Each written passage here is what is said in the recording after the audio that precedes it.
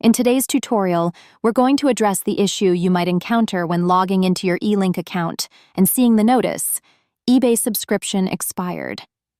This session will also guide you on how to verify if you're subscribed to the appropriate store subscription level and ensure your account has the correct coding as a Hollander seller to ensure you are not unnecessarily paying for your subscription, as it is included free of charge with the Hollander exclusive rate card. If you see eBay subscription expired upon logging into eLink, the next step is to head into your eBay account. If you haven't accessed Seller Hub yet, just hover over My eBay located at the top right. Next, click on Selling to reach your eBay Seller Hub. Then, navigate to the top tab labeled Store and select Manage Subscription.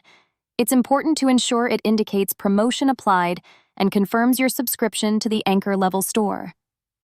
When you see Promotion Applied, you won't be charged the monthly fee.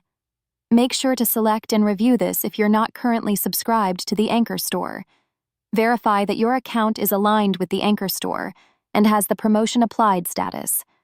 If it's not, or if the promotion isn't applied, switch to the Anchor store and contact us at ebay@hollanderparts.com.